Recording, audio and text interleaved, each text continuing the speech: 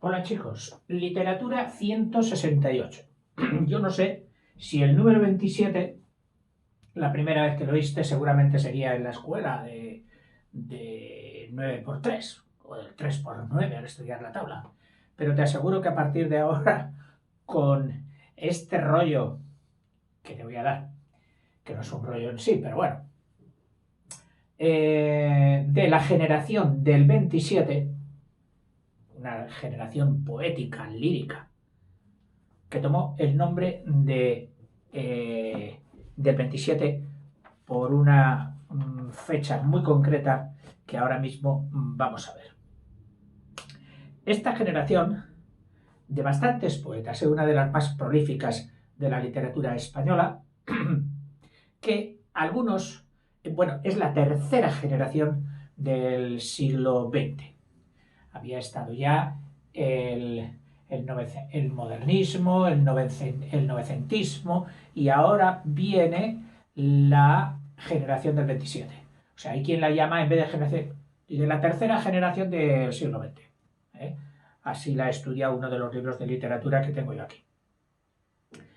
Hubo quien la quiso llamar nietos del 98, pero luego, cuando se dio cuenta, en general, la gente, la sociedad, de que en esta generación había sido muy importante el rechazo y la iconoclastia, es decir, de tirar todo aquello que habría estado estatuido hasta ese momento, lo que se habría tenido como sagrado y como admirado hasta ese momento, ellos lo tiraban, querían partir de cero, sobre todo atrapados en el vanguardismo, en el creacionismo, en el ultraísmo, en el dadaísmo, todas estas corrientes, todos estos ismos que hemos explicado en el vídeo anterior y que cruzaban, saltaban como cabras locas los Pirineos para venir a la cabeza de nuestros escritores, aunque muchas veces eran de ellos también los que habían saltado y habían ido allí a beber en sus fuentes francesas.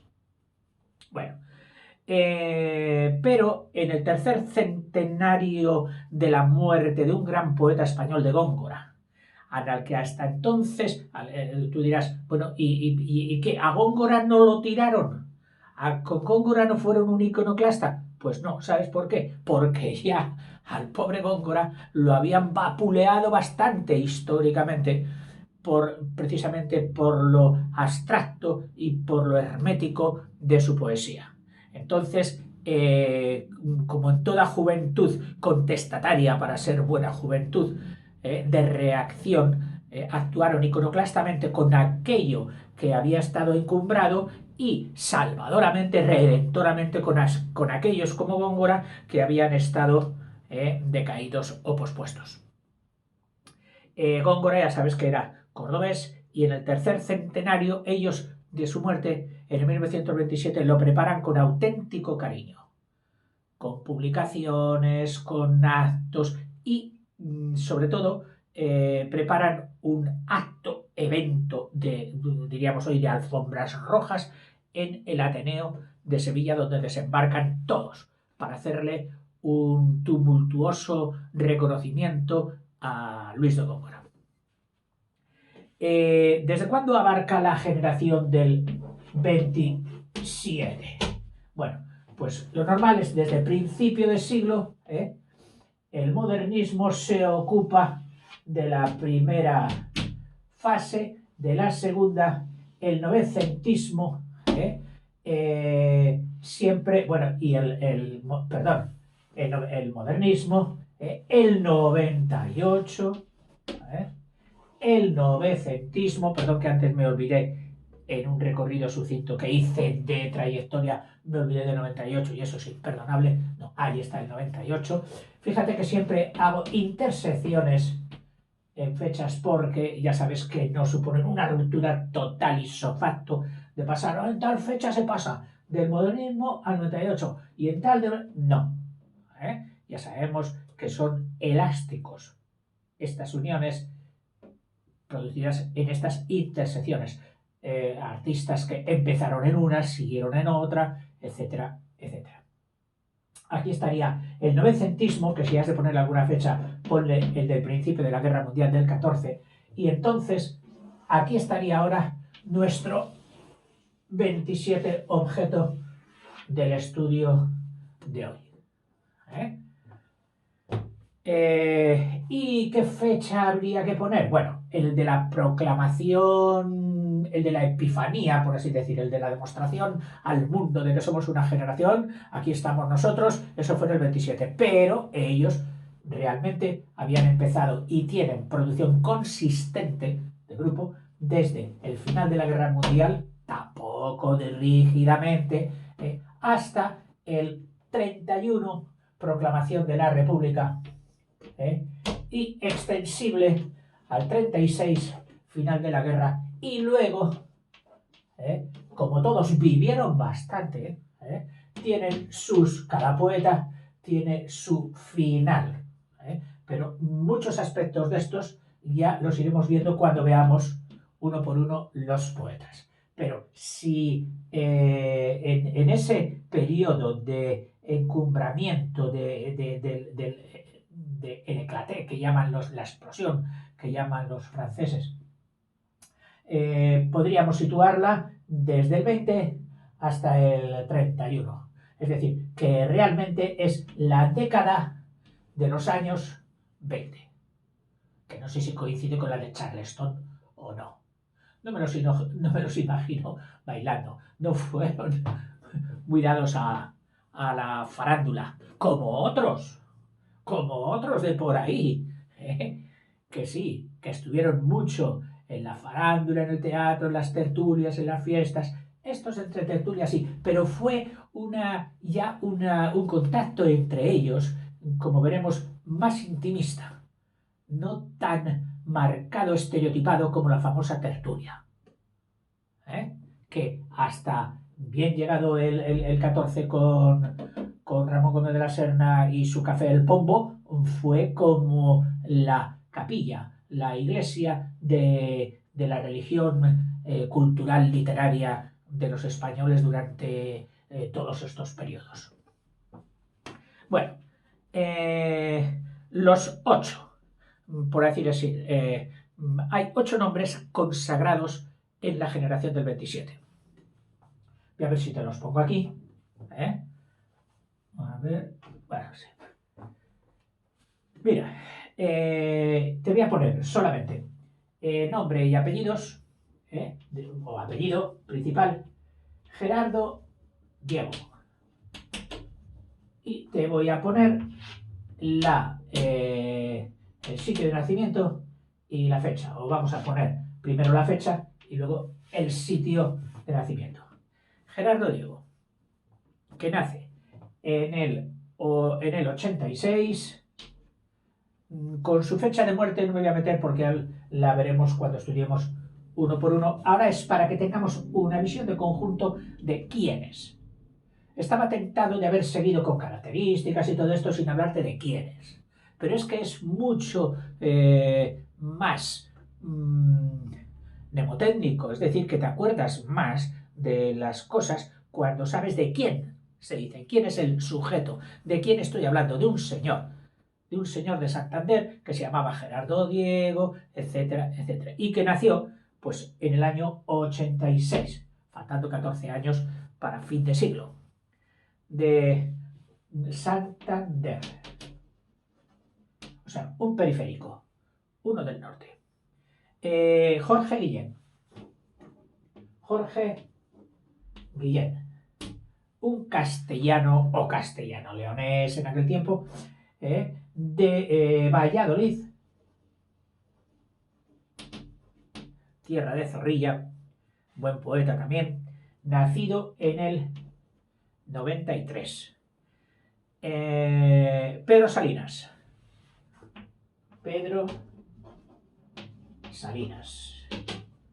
un castellano del centro, de Madrid, nacido en el 91 en Madrid.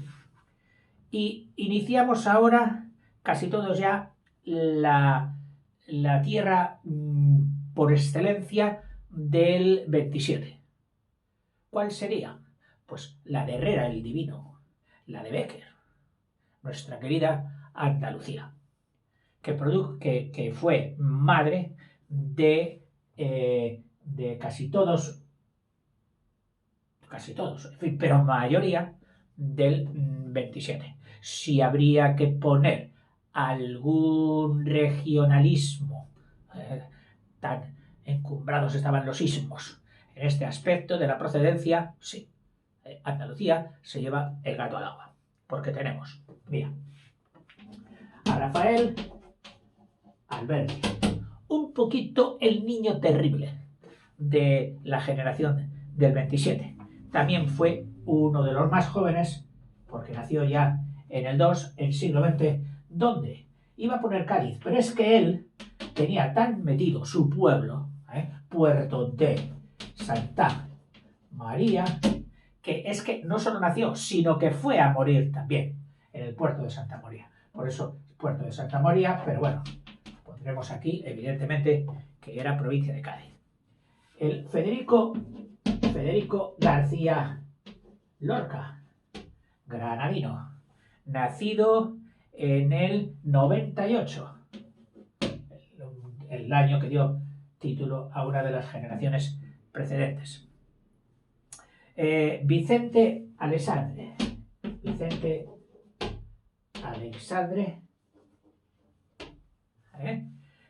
en Sevilla, en el 98 también. Es decir, el mismo año que nacía Lorca en Granada, nacía Vicente Alexandre en Sevilla. Nadie diría a sus padres, oiga, este señor hará equipo con un niño que acaba de nacer en Granada. Luis Cernuda. Perdón, que aquí no he puesto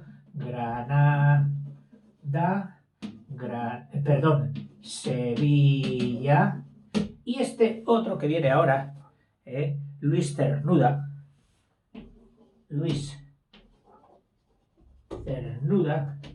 también en Sevilla, sevillano, en el año 2, al mismo tiempo que nacía Alberti en el puerto de Santa María. Hay quien los ha metido todos en una generación y entre las causas ponían, oye, es que eran todos coetáneos, casi iban todos a la par celebrando los años.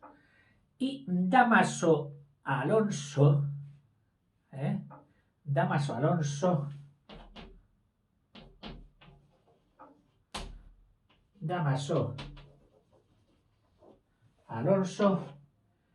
que nace en el 98 y que me he olvidado de poner su sitio de nacimiento, pero puesto que no quiero dejarlo vacío, permíteme que te lo busque en un momento mientras dice, vaya memoria que tiene usted.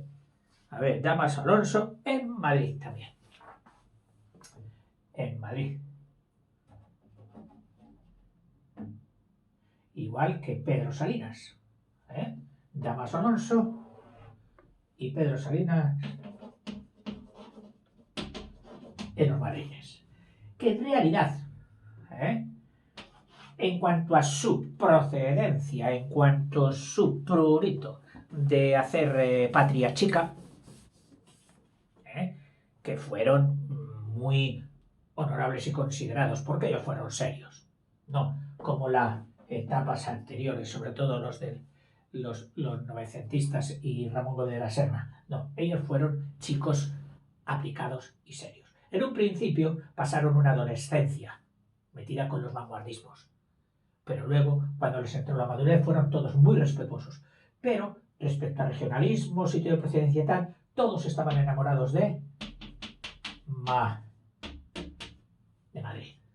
Allí hicieron amistad, allí vivieron, allí pasaron sus mejores años. Y todos adoraban Madrid, que decían que era una ciudad deliciosísima, con todas sus palabras. Bueno, estos son. Yo he estado sabiendo, siempre tengo presente que tú tienes que ponerte delante de un papel en un examen con este tema.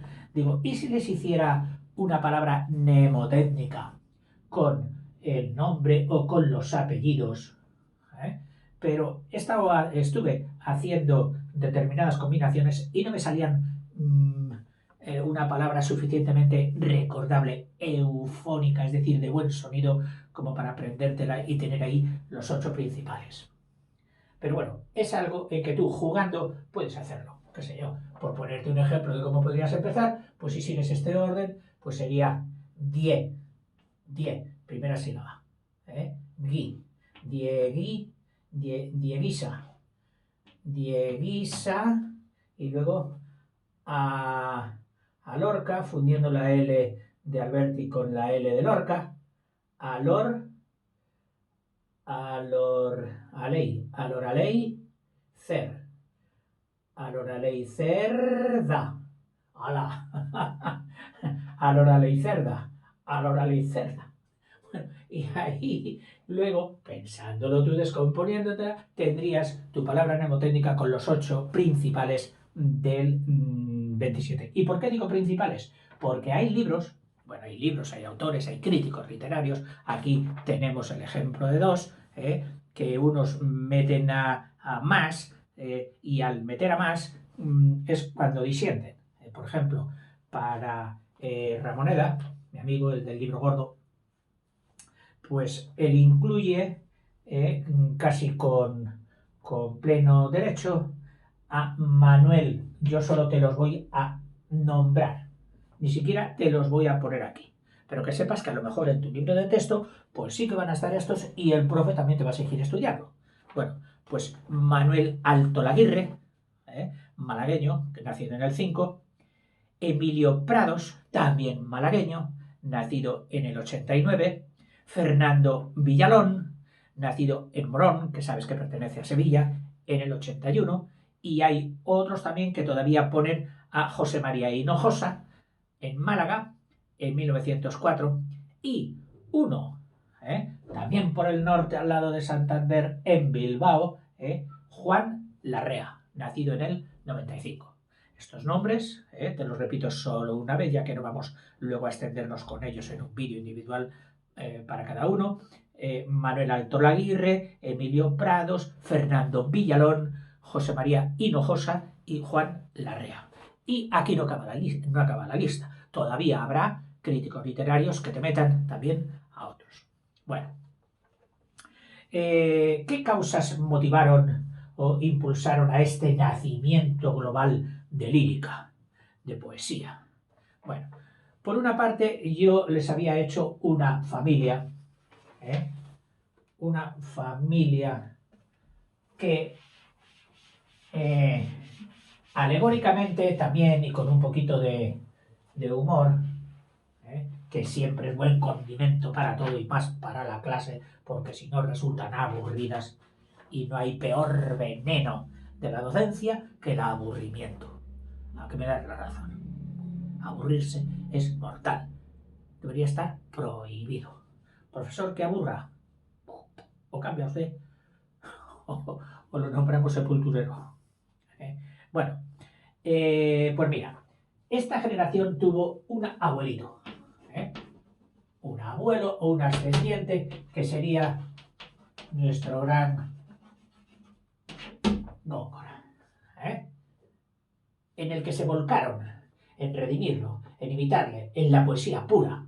Cuando Francia les venía y les decía, tenéis que hacer poesía pura, ellos dijeron, pues si nosotros tenemos aquí un supercampeón de la poesía pura, que es nuestro Góngora. Un padre amantísimo con el que bebieron sus primeros y bajo él sus ardores juveniles, publicando en las revistas de su padre, y de quién estoy hablando, de Juan Ramón Jiménez, poesía pura, y además también rompedor en muchos aspectos, como el decir, no hace falta ni siquiera que haya versos, puede ser en prosa. Ello ya suponía un espíritu de ruptura con lo anterior. Ellos eran adolescentes y todo lo que supusiera ruptura con lo anterior les iba mucho. Juan Ramón Jiménez, su papá, les había dado ya un buen ejemplo.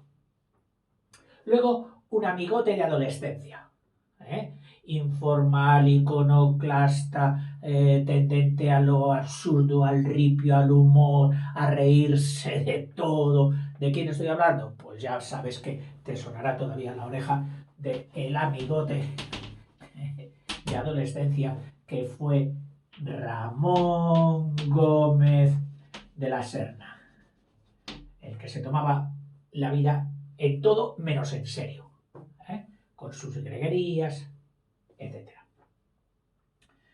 Y luego, ya no personajes, pero ¿cuál fue su primer alimento? Por decirlo así, sus biberones. Sus biberones fueron los famosos ismos, todos venidos atravesando las cumbres de los Pirineos, metiéndose por sus valles. Y te estoy hablando, pues, de lo del anterior vídeo que hemos estudiado, el creacionismo, el ultraísmo, el dadaísmo, el surrealismo, etc. Estos fueron los biberones que hicieron también más conjuntiva a su grupo. Tú con estas analogías mías, luego no vayas a ponerlas en un examen. Que esto sí que me ha pasado en otras analogías, en matemáticas o tal, que mis alumnos luego iban a otro sitio y decían, no, porque si desnudamos la fracción, y oiga, ¿qué habla usted de desnudar? No, por Dios. Bueno, esos son alegorías, ejemplos que sirven mnemotécnicos. No vayas diciendo, oiga, la generación del 27 todos tuvieron un mismo abuelo que fue Góngora. No lo digas así. En fin, tú ya me entiendes.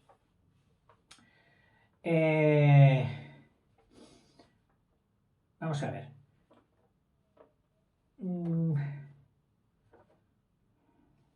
Yo creo que sí. Ahora vamos a ver qué fue lo cohesionante, es decir, el pegamento, la cola que hubo entre ellos para hacer una generación.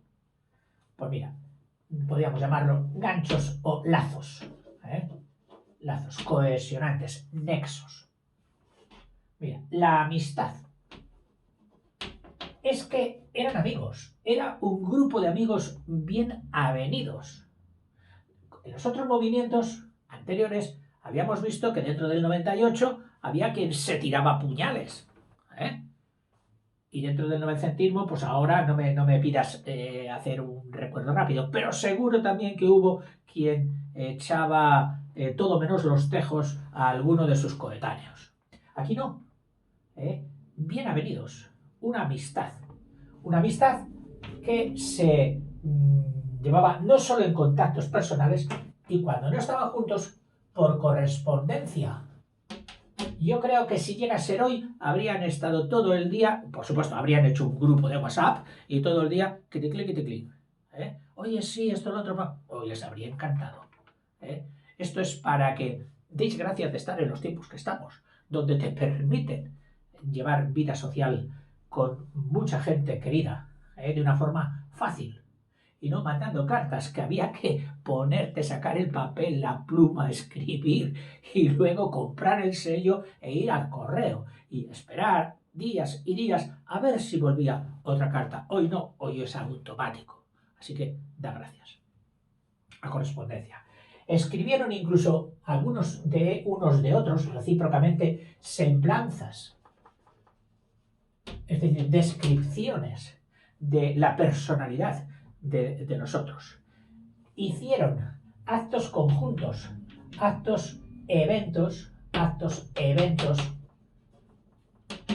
reuniones, charlas, conferencias, de los cuales el más importante y que dio origen a su nombre y su consagración fue el tercer centenario de la muerte de Góngora en el Ateneo de Sevilla. El gusto por lo francés, claro, jóvenes, de que habláis de vuestras aficiones, pero ¿quiénes son vuestros ídolos? ¿Qué es lo que está en vuestra cabeza en este momento? Ah, pues el artista tal, el pintor tal, esto, el otro. Bueno, pues para ellos eran las innovaciones, las explosiones, la ebullición francesa. Es decir, todos tenían el gusto por lo nuevo, pero sobre todo francés. El gusto por lo francés. Luego, todos eran perfeccionistas, amantes de la perfección, de la obra bien hecha. O sea, no había gente descuidada que le diera lo mismo que sacara una piltrafa en sus producciones. No, no, no. Todos eran virtuosos de la perfección. Perfeccionistas. El afán de perfección. Otra, la innovación, sobre todo en sus primeras producciones. Había que innovar. Dijimos que si algo tuvo de bueno el vanguardismo, aunque no diera unos resultados, unas novelas, un teatro, una lírica impresionante, sí que dio una estrategia, es decir, una actitud. La actitud de hacer algo nuevo, de innovar. Y esto lo cogieron muy bien los del 27. Otra, el estudio y el dominio del lenguaje. Virtuosos del lenguaje. Indagadores de la semántica, de la métrica, de toda la gramática en sí, para dominar perfectamente esa lengua que era su conducto. Nosotros, aquí en este mundo moderno, diríamos, oye, todos estaban emocionados por el software, por los programas, por los aparatos nuevos, y los programas nuevos. Bueno, pues aquí el estudio del idioma, y dominadores del idioma. Por supuesto, y esto casi no tendría que decírtelo porque ya te lo puedes imaginar, como buenos adolescentes, era el rechazo, sobre todo al principio, de todo lo precursor, el rechazo, de todo lo anterior, de todo lo antiguo. Este rechazo fue suavizándose hasta incorporar en una, podríamos decir, segunda etapa. O sea, si aquí fue la explosión de las hormonas, aquí ya viene en una segunda etapa la madurez, en una segunda etapa de madurez, donde empiezan a indagar. Y como eran honestos, y valientes, no les dolió prendas al mirar a lo que se había producido en España hasta entonces y empezar a admirarlo y empezar a venerarlo y empezar a imitarlo. Estamos hablando de toda la tradición, pero ya no exclusivizada en su primer mentor en Góngora, no, sí ya en todos los poetas, desde los medievales, pasando por todos los periodos de la literatura española. Fueron unos fervorosos de nuestra tradición. De todos, de Lope de Vega, de Calderón, de San Juan de la Cruz, de Santa Teresa, de Garcilaso, de todos. De Gil Vicente anteriormente, y de los romances, no digamos, de los romances. Romance, al que seguramente habremos de dedicar en justicia algunas frases y algún estudio de lo que fue el romancismo en la generación del 27.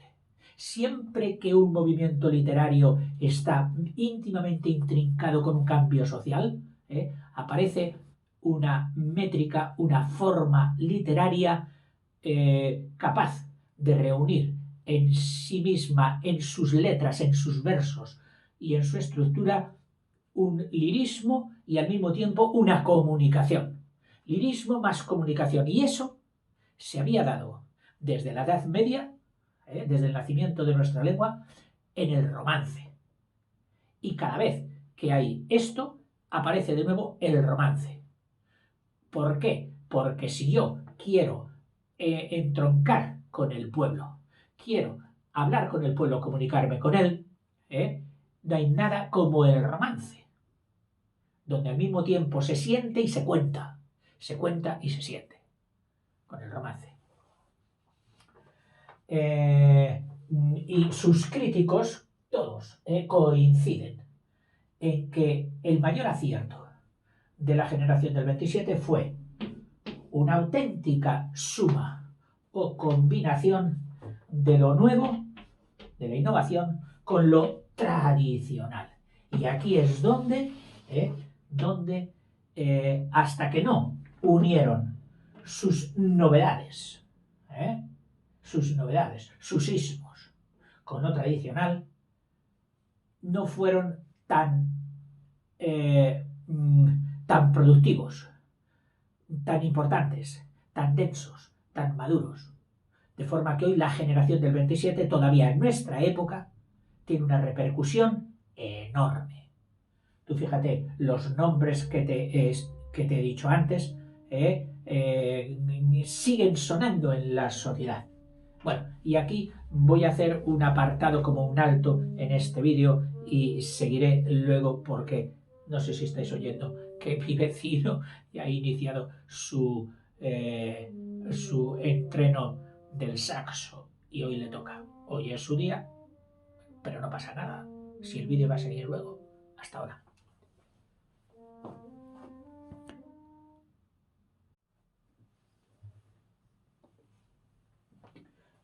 Hola de nuevo. Me han fallado la publicidad. Dentro de un programa se mete publicidad, ¿no? Pues ahí es donde he fallado. Tendré que mejorar ese tema. Bueno, os estaba diciendo sobre la importancia de esa conjugación. Jugar, ¿con qué? Con ambas cosas. Con la innovación y con el espíritu nuevo, con la savia joven y todo el acervo cultural tan rico que su patria y la mía, la vuestra seguramente de algunos, les había legado. Y a lo mejor ahora por mí va a hablar mi parte conservadora, pero es un despropósito desechar a priori todos los logros, las estrategias y los valores que te han precedido. Es un despropósito. Y yo creo que en el fondo, y que no se ofenda a nadie, responde a un complejo de inferioridad. Porque crees que no eres suficiente para asimilar, recoger y trabajar con todo eso, y que prefieres abrir una nueva vía que solo por decir que va a ser tuya y nada más que tuya, admites, si no eres muy torpe, que nunca va a tener la calidad y el empaque de esa enorme selección que te ha precedido y que te ha sido donada gratuitamente mediante los procesos de propagación cultural. Bueno, en fin. Yo creía que para ultimar la generación del 27, bueno, no ultimar, porque luego cuando vayamos viendo autor por autor, pues en cada uno, sin querer, iremos añadiendo facetas a este vídeo. Porque, claro, hablar de un todo es hablar de sus partes. Y ahora estoy hablando de un todo. pero cuando te vaya hablando de esta parte y esta parte y esta parte, son constitutivas también del todo, que duda cabe. Lógica simple y elemental. Bueno, en su trayectoria, y por hacer ya un esquema resumen, trayectoria, tú sabes que es la estela o el camino que ha seguido un cohete, un coche, una persona, una generación. Trayectoria del 27. Por supuesto, su punto inicial, su nacimiento, y su punto final, pues su ocaso, que normalmente queda marcado por el fallecimiento de todos sus componentes. Bueno, en su trayectoria empiezan por la poesía pura, a la que les había inducido su ascendencia, su abuelo, entre comillas, Góngora, su padre, Juan Ramón Jiménez, la leche, esa leche materna de los vanguardismos, que decían que rompieran con todo lo anterior, con el humanismo que había contaminado a la poesía pura.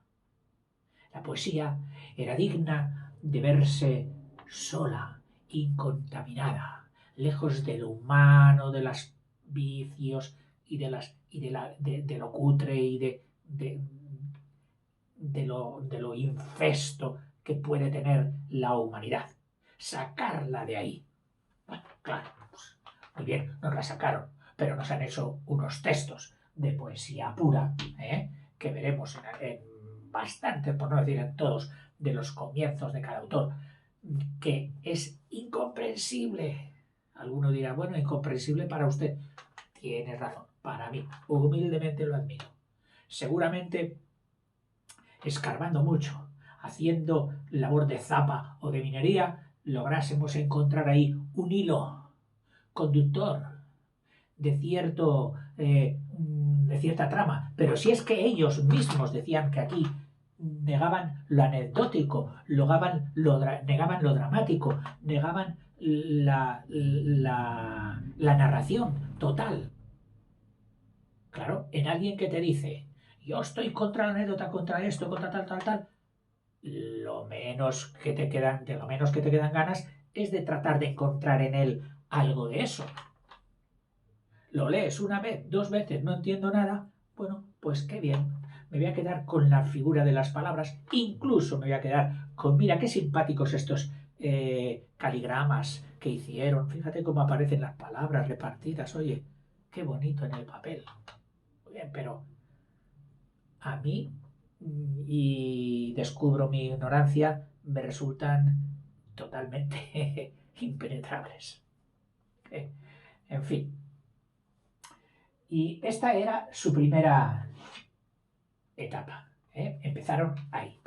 Luego, cogieron de su papá, añadieron la metáfora, que seguía siendo poesía pura.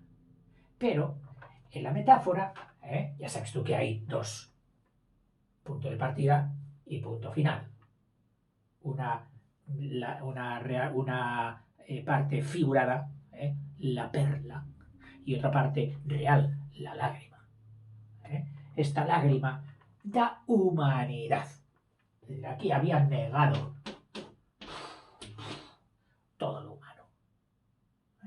Bien, pues entran en un periodo de culto a la metáfora. Y en la metáfora ya hay algo más que poesía pura. Hay también un entronque con la realidad. Empieza este hombre ya tachado, pero con menos intensidad. Ya descubrimos algunos rasgos más humanos. Luego, descubren en su honestidad y en su humildad, porque nadie puede ser bueno si no es humilde, nadie puede ser sabio, hacer cosas grandes si no es humilde, y estos lo fueron. Y entonces reconocieron todo lo bueno, añadieron, digamos, a su trayectoria, por eso voy poniendo siempre el signo más, añadieron la tradición. Es decir, esa gran antología de textos de la literatura española, desde que nace, desde el medievo, desde el Mío Cid, siguiendo por todos los periodos, clasicismo, siglo de oro, etcétera, etcétera, que hemos venido viendo en los vídeos, y aquí se quedan totalmente deslumbrados y sin dejar sus hábitos, sus herramientas, su personalidad, por así decirlo, el carácter que les habían imprimido, o más bien el temperamento, que es lo innato de su generación, el temperamento iconoclasta, renovador, etcétera, pues cambian su carácter. El carácter sí que es cambiable. Cambian su carácter como la evolución psicológica de cualquier persona. Por mucho que no somos los mismos temperamentalmente que fuimos, unas cosas se mejoran y otras cosas se empeoran. La verdad sea dicha. Pero lo cierto es que tanto unas como otras no es igual. Por más que el refrán aquel de genio y figura hasta la sepultura. Sí. Pero el genio, mire usted que ahora ya está temperado. Y la sepultura, es decir, el estado final, ya no es aquel que era. Bueno, entonces, esta tradición sí que les mete ya en un pleno humanismo. De estar tachado la humanidad, la trama, lo narrativo, lo íntimo y los sentimientos humanos empiezan a estar ensalzados y se hacen patentes en sus producciones. Y por último ya, una del unismo, fíjate qué cosa más curiosa, unismo hermano de aquellos que les alimentaron de pequeños, que es el superrealismo, con el superrealismo. No, perdón, no es super, es surrealismo. Sí, pero dijimos que era sinónimo o homónimo de superrealismo. Es decir, podemos poner surrealismo o superrealismo, ambas cosas. Pues el superrealismo trata de trascender a la realidad. Pero trascender a la realidad, ¿cómo? Yendo a lo inconsciente, a aquello de la realidad externa que no se ve con los sentidos plásticos. Cuando los pintores también hicieron surrealismo, acuérdate de Dalí y de los distintos periodos de Picasso. Este surrealismo, que trataba de ver más allá de la realidad, es decir, de lo no consciente, de lo inconsciente. Lo inconsciente inevitablemente les lleva a lo humano. Porque la realidad en sí misma es objeto, suceso, frío, plástico, moldeable, pero lo que subyace dentro es lo humano. Y eso, para ellos, el surrealismo, supuso una intensificación de lo humano. Ahora sí, queda un último periodo, porque no acaba aquí la cosa. Aquí nos habríamos colocado en el 31. Pero a partir del 31 al 36, la República, la sociedad española bulle y hierve. Hay un afán de cambio, de la monarquía secular. Habíamos pasado a la República. Anteriormente hubo otros conatos, ¿no? La Primera República, etc.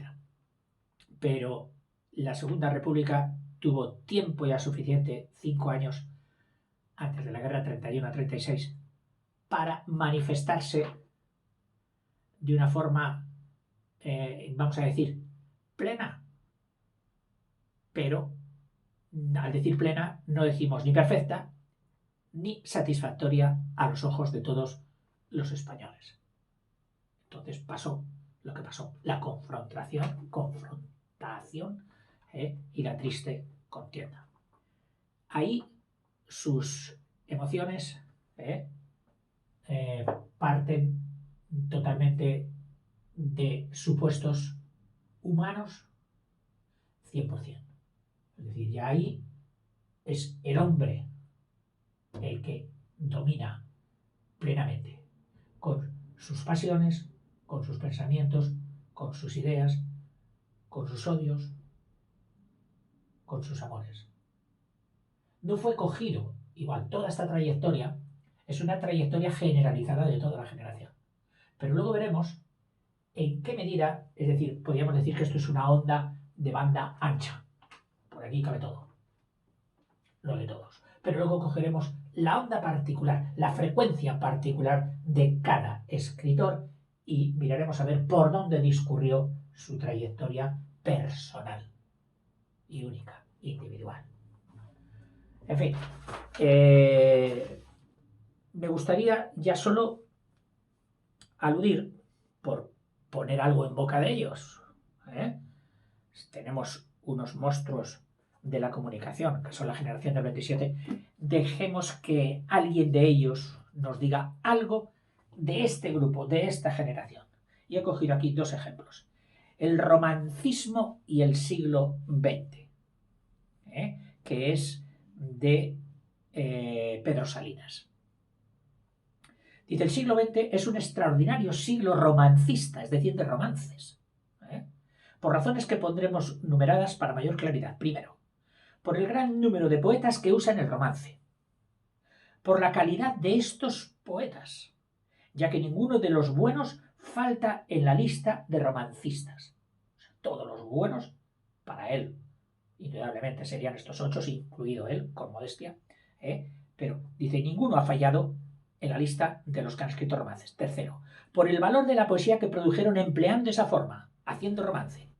No es que la usaran para temas menores, es que les sirvió para lo mejor de su obra en repetidos casos. No lo utilizaron para hacer esto, como, bueno, pues con el romance, ya vale. No, lo utilizaron para lo mejor de su producción. Lo que esto significa en la historia general de nuestras letras no se nos debe ocultar. Dice, para mí, confirma esa curiosa actitud española de tradicionalismo, de conservación del pasado, pero vivida de tal modo que sirve con perfecta eficacia de expresión al presente. El romance sirvió de expresión al ciego y al juglar, pero también sirve de expresión al moderno poeta, periodista y comunicador.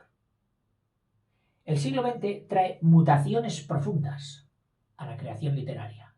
Suenan palabras gruesas, revolución, rebeldía, ruptura con la tradición. Envuelven mucha verdad.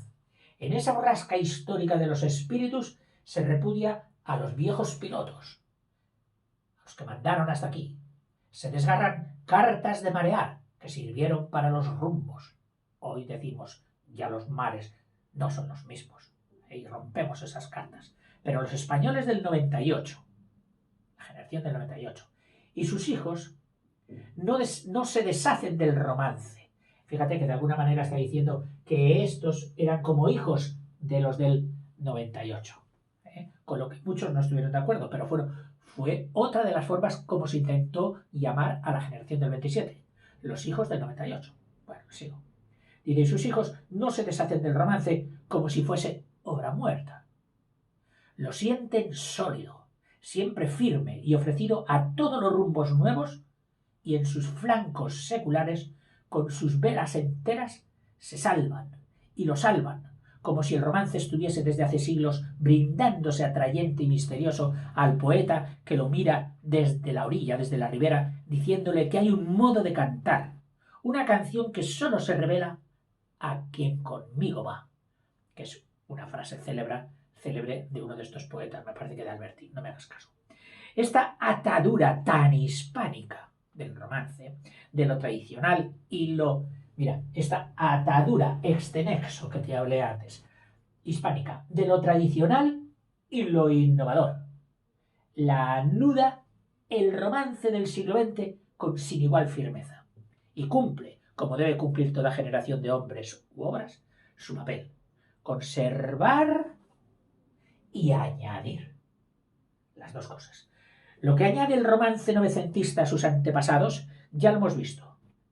Es cosa de precio sin igual. Es el lirismo. En aquel primer romance, aun teniendo el lirismo de la cautiva y del moro valiente, tenía principalmente la narración. Y de hecho, cuando los profes explicamos métrica, metemos el romance dentro de la narrativa casi. Bueno, pues aquí, ¿qué aportación hace la generación del 97 al romancismo? Al romance, meterle el lirismo. La poesía pura, el lirismo. Por eso el romance asciende en nuestro siglo, se alza de nivel. El lirismo es un nivel de lenguaje. En él la palabra vive en tensión más fuerte, más vibrante que en lo narrativo, en la lírica. El romancismo novecentista, es decir, de todo este 900, se gana esas alturas de lo lírico con lo que hasta ahora había tenido, aunque hermosos, pocos y breves contactos.